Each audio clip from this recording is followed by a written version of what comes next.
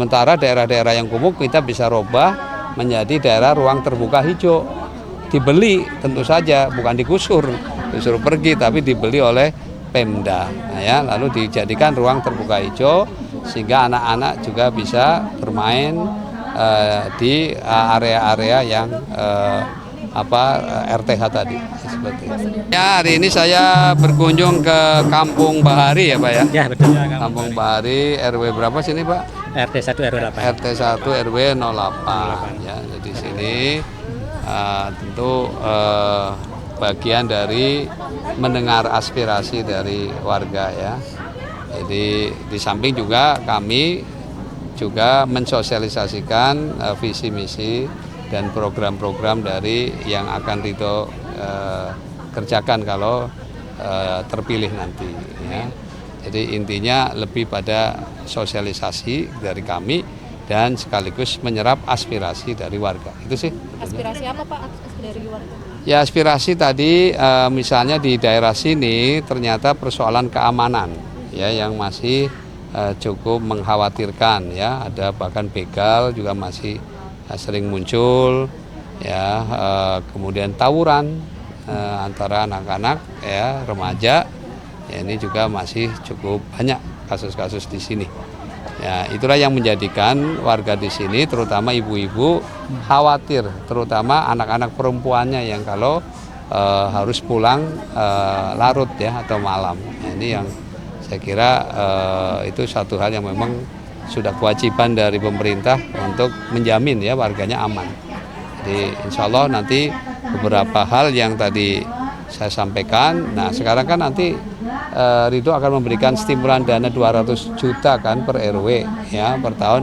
Nah itu silakan bisa dimanfaatkan mana yang prioritas untuk mengatasi persoalan di RW-nya. Kalau persoalannya keamanan, misalnya kemudian perlu misalnya untuk CCTV ya karena untuk mencegah misalnya ya. Nah, jika perlu di setiap RW misalnya dipasang, silakan aja ya. Karena itu adalah bagian dari untuk jaminan keamanan dari warganya kalau itu dianggap mendesak gitu ya. Jadi pada akhirnya ya RW itu diberikan kewenangan penuh tentu dengan apa? Dengan musyawarah dari warganya, dengan posyandunya, dengan PKK-nya, tokoh-tokoh masyarakatnya semua terlibat gitu ya. Berarti kalau untuk kasus begal ini kan cukup kompleks ya Pak. Berarti itu tetap diserahkan ke RT RW masing-masing gitu ya. Ya tentu kan tadi kalau tingkat RT RW mungkin paling pencegahan kan, tapi kan kalau untuk ini pasti dari aparat keamanan kan. Nah makanya nanti sistem pelaporan, makanya RW RT kita berikan ada nomor hotline langsung ya, karena bagian dari pelayanan publik oleh pemerintah daerah adalah agar cepat tanggap intinya pada laporan ya. Jadi bagian dari tata kelola pemerintahan yang baik yang salah satunya adalah cepat tanggap terhadap laporan dan kemudian menindaklanjuti ya. Jadi kalau jelas kalau ya pencegahan tentu perlu di tingkat RT RW-nya masing-masing ya, tetapi untuk penindakan tentu ya aparat ya, ini menjadi bagian yang tidak terpisahkan. Kalau selain pengamanan kan beberapa kali Pak Suswono sudah berada di Jakarta Utara gitu ya Pak. Apa saja Pak yang perlu diperbaiki nanti? Ya Jakarta Utara termasuk daerah yang kumuh itu masih banyak ya. Nah makanya itu yang bagian dari tugas Pak Emil yang diminta Pak Prabowo kan membenahi rumah kumuh. Ya jadi kita akan ya benahi ada dua cara ya, dengan membangun rumah vertikal atau memperbaiki rumah yang menata ya supaya tampilannya itu jadi enak gitu ya. Kalau ini kan sudah kumuh kemudian juga tidak tertata gitu ya.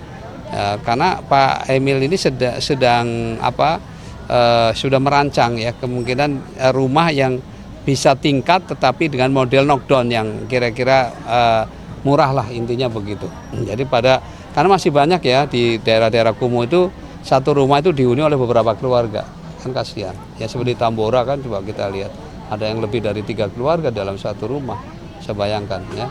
Nah itu hal-hal seperti ini, jadi ada dua pendekatan, bisa dipindahkan ke rumah vertikal tadi yang dimana lahannya memanfaatkan pasar-pasar atau stasiun ya atau di atas sungai ya, sehingga tidak perlu beli lahan ya.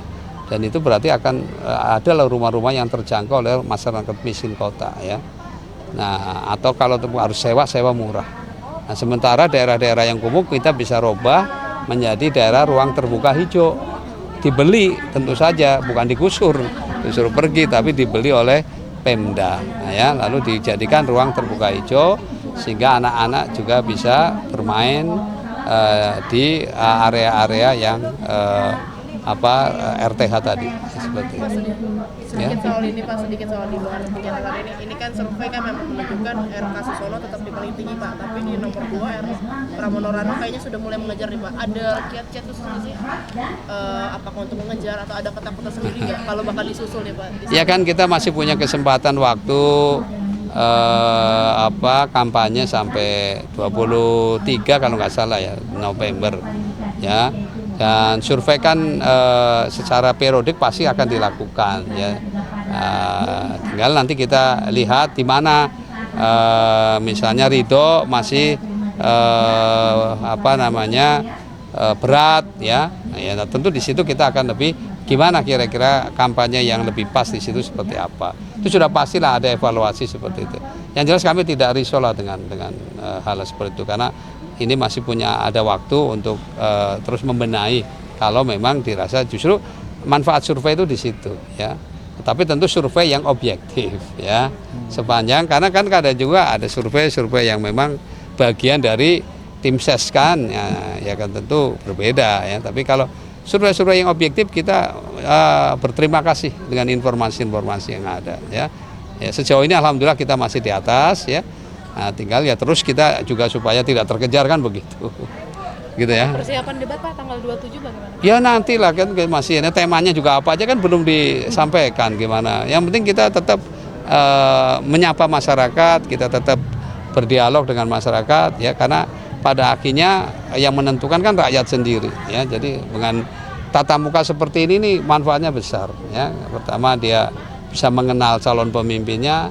Yang kedua dia bisa menyampaikan aspirasi langsung ya dan tentu saja ya ikatan batin menjadi lebih kuat lah begitu.